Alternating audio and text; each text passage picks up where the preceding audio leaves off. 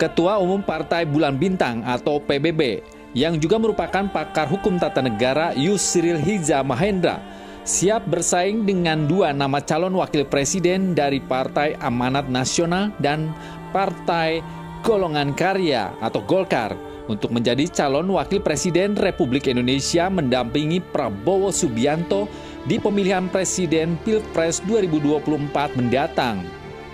Rencana KPU untuk mempercepat jadwal pendaftaran calon presiden dan calon wakil presiden, capres dan cawapres di Pilpres 2024 dan memperpendek durasi pendaftaran capres atau cawapres. Meski ada rencana dari KPU sendiri untuk mempercepat proses pendaftaran capres dan cawapres, Partai Bulan Bintang sendiri siap-siap saja untuk mengusung Prabowo Subianto sebagai calon presiden Indonesia di Pilpres 2024. Yusril juga mengatakan jika dirinya sudah siap bersaing dengan dua nama calon wakil presiden yang akan mendampingi Prabowo Subianto di Pilpres 2024 mendatang. Kedua nama yang dicalonkan sebagai calon wakil presiden yaitu Erick Thohir yang dicalonkan oleh Partai Amanat Nasional atau Partai PAN dan Airlangga Hartarto dari Partai Golongan Karya atau Partai Golkar. Ketiga nama calon wakil presiden itu sudah diterima oleh Prabowo Subianto. Dan nantinya ketiga nama yang akan mendampingi Prabowo Subianto sebagai calon wakil presiden akan didiskusikan dengan Presiden Joko Widodo. Selain itu, Yusril juga mengatakan jika nantinya dirinya tidak terpilih menjadi wakil atau calon presiden untuk mendampingi Prabowo Subianto, dirinya bersama Partai Bulan Bintang atau PBB tidak akan lari meninggalkan Prabowo Subianto, melainkan akan terus mendukung Prabowo Subianto sebagai presiden di Pilpres 2024 dan akan memenangkan Prabowo Subianto sebagai presiden di periode 2024-2029.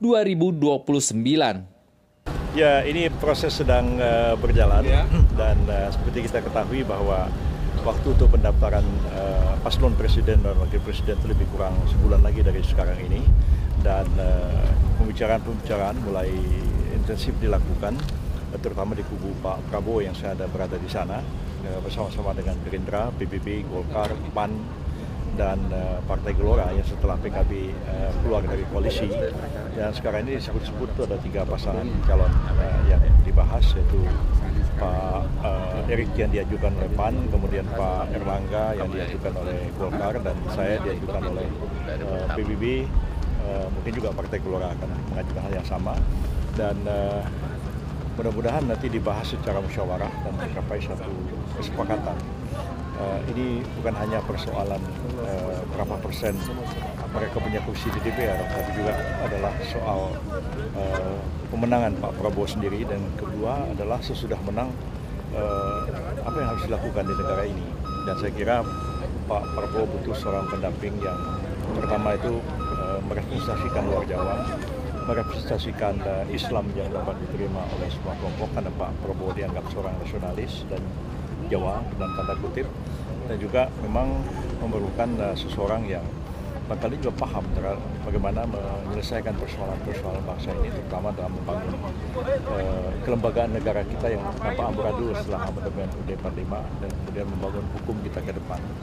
Ya, tapi ya semuanya kita serahkan kepada Pak Prabowo, dan beliau mengatakan kepada saya bahwa calon-calon ini akan beliau konsultasikan kepada Pak Presiden Jokowi, dan nanti akan diambil keputusan. Mudah-mudahan ya tidak lama lagi lah sebelum pendaftaran pada bulan Oktober yang akan datang. Nama-namanya udah ada berapa, Pak? Kan sudah ada 3 tadi sudah sebut. Sudah 3. Ya. Tim pemenangan ini peluang Bapak sendiri? Tim pemenangan? Maksudnya? Tim pemenangan udah dibentuk apa belum? Belum. Jadi saya kira ini lebih dulu harus dibahas, oleh karena paslon harus diputuskan lebih dulu, dan nanti akan dibentuk tim pemenangan yang merupakan gabungan dari partai koalisi dan pihak-pihak yang berminat untuk terlibat. Dan saya kira sekarang sudah mulai ada diskusi-diskusi ditampilkan pasangan untuk debat calon presiden dan lain-lain, termasuk juga yang mau diselenggarakan oleh BMUI. Ya, saya berpendapat perlu cepat kalau sekarang kita lakukan debat dulu, karena KPU belum resmi mengumumkan pasangan calon. Apabila nanti sudah diumumkan resmi pasangan presiden, debat calon wakil presiden, atau gabungan antara keduanya. Jadi kalau sekarang ini kan masih belum tahu kita apakah seorang misalnya jadi calon, apakah tidak akan tentu lagi. Saya kira itu aja lah. Nanti setelah pendaftaran silakan kalau mau mengadakan debat calon presiden dan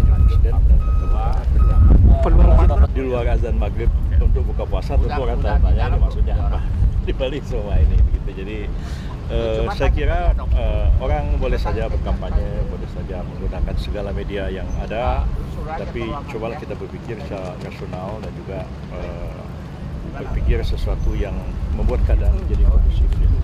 Seperti kita lihat dalam Pilpres 5 tahun yang lalu ya, ketika Pak Prabowo itu didukung oleh segmen tertentu dari kelompok Islam ya sampai memfatwakan begini hasilnya itu kalau nggak mendukung Pak Prabowo sudah kafir segala macam, bahkan jenazah pun dibawa ke masjid ditanyakan ini pendukung Jokowi atau pendukung Prabowo. Saya kira terlalu jauh kita mempolitisasi agama untuk hal-hal seperti itu. Saya sebagai ketua Partai Islam, PBB itu partai Islam yang modernis dan rasional dan selama ini nggak pernah, bahkan kami tahu bahwa Islam itu ada pada dataran etik ya, akhlak, konsepsi, tapi bukan mempolitisasi agama itu sebegitu rupa sehingga menjadi bahan tertawa.